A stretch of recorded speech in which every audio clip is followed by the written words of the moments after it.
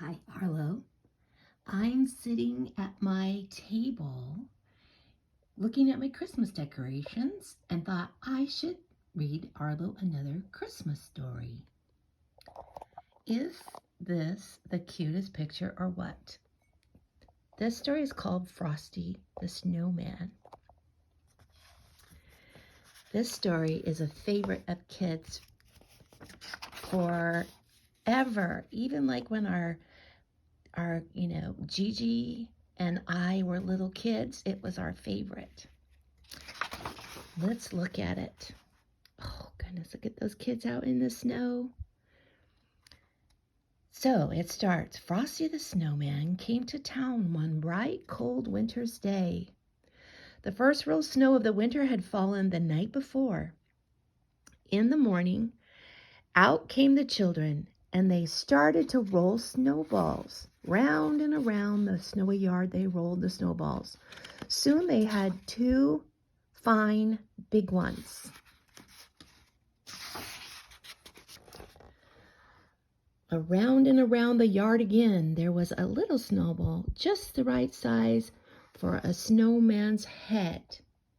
Billy ran home and brought 2 bits of coal to use for the snowman's eyes. Sally gave him a button nose and a funny corncob pipe. Tommy brought floppy galoshes and a scarf for the snowman, and Joe brought him a pair of old red mittens to wear. So sometimes people call boots galoshes. So that's what it meant when it said Tommy brought floppy galoshes. He brought him some big floppy red boots to wear. Now what we need is a hat, said Sally and Joe. So they all began to look around. Sally found an old cap, but it didn't look just right. Billy found a battered felt hat, but it still didn't seem right. Just then, down the street came the whistling wind, and it blew to their feet a shiny top hat. Just what we need, cried Sally and Joel. It's like magic, said Billy and Tommy. So here they are, and can you see the wind coming down the road? Woo! And it brought a hat. We don't wear those kind of hats very much anymore. So it is an old kind of hat. It was Tommy who picked up the shiny top hat and put it on the snowman's head. Zing! Tommy's hand sprang back with a shock. It is magic, gasped Tommy. So it is, said a voice, a deep, chuckly voice they'd never heard before, and a pleasant sort of magic if I do say so myself. It's the snowman, whispered Sally, and so it was. Frosty the Snowman at your service, said he. And that's how Frosty the Snowman came alive.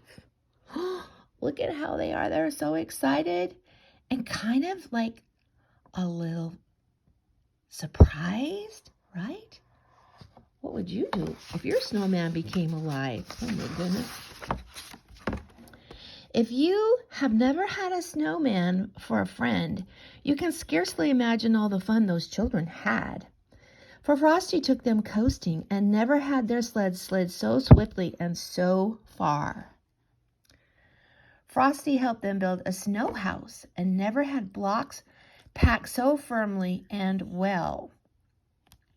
Look at Frosty up there with his red boots and gloves. And then here he is showing them how to put bricks together to make a cute house.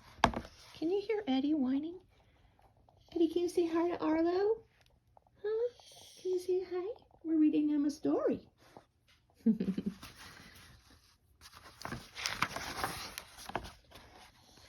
And they all went ice skating, and the magical part was that while they were with Frosty, the children could stay out and play in the snow and never get shivery cold. Was it Frosty's warm heart or his magical smile? Whatever it was, they thought it was fine. Each morning when the children came out to play, Frosty had a wonderful plan all set.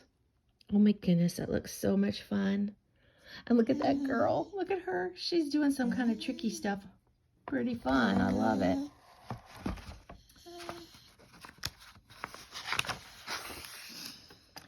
One morning he said, "Let's go shopping today.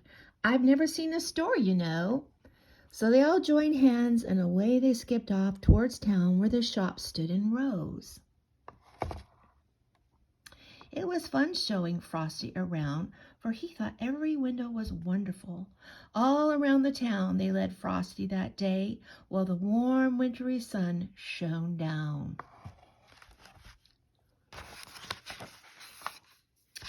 Soon they came to a corner, and around the corner came a warm, gusty wind. Off went Frosty's hat, and away went Frosty after it.